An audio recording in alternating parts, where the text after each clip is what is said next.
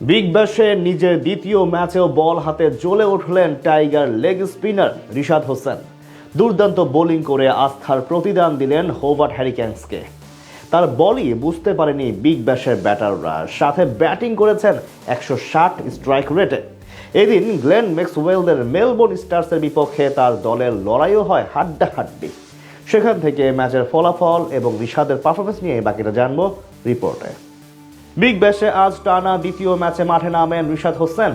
আজ তার দল হোবার্ট হ্যারিকেন্স মুখোমুখি হয় গ্লেন ম্যাক্সওয়েল, মার্কাস স্টয়নিসদের শক্তিশালী মেলবোর্ন স্টার্সের বিপক্ষে।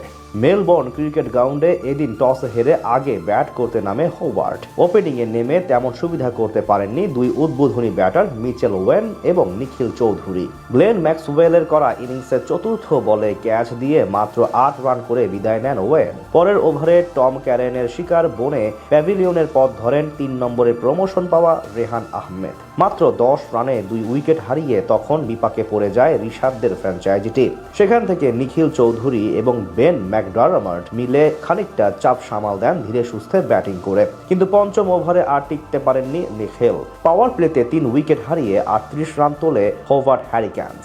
ধীরে ধীরে হাত খুলে খেলতে থাকেন বেন ম্যাকডারমার্ট, তার সঙ্গে যোগ দেন টিম ডেভিড। দুই ব্যাটার মিলে ধাক্কার সামলে বড় স্কোরের স্বপ্ন দেখাতে থাকেন ফ্র্যাঞ্চাইজিটিকে। 14তম ওভারে অর্ধশতক তুলে নেন ম্যাকডারমার্ট। অন্য প্রান্তে 31 রান করে বিদায় নেন টিম ডেভিড। সঙ্গী হারানোর কিছুক্ষণ পর স্টয়নিসের শিকার হন 69 রান করা ম্যাকডারমার্ট। মাঝে 2 বলে 2 উইকেট নেন হ্যারিস রফ। ইনিংসের শেষ দিকে ব্যাট করতে আসেন রিশাদ হোসেন। সেখানে পিটার সিডালকে একটি বাউন্ডারি হাঁকিয়ে 3 বলে 5 রানে অপরাজিত থাকেন তিনি, যার সুবাদে 159 রানের পুঁজি পায় হোবার্ট হ্যারিকেন্স।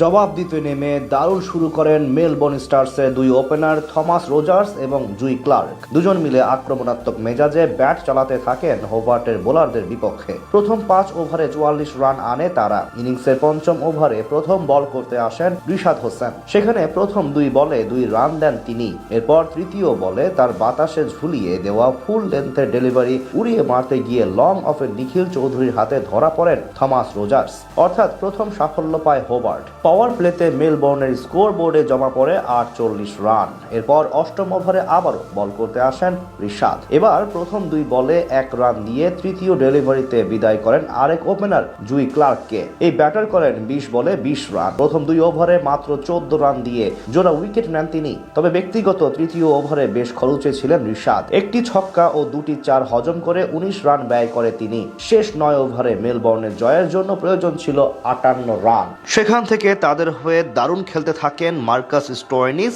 এবং ক্যাম্পবেল। দুজনের ব্যাটে ভর করে জয়ের দিকে আগাতে থাকে মেলবোর্ন স্টার্স। শেষ পর্যন্ত হোবার্ট প্রতিরোধ গড়তে না পারায় জয় তুলে নেয় গ্লেন ম্যাক্সওয়েলদের ফ্র্যাঞ্চাইজিটি।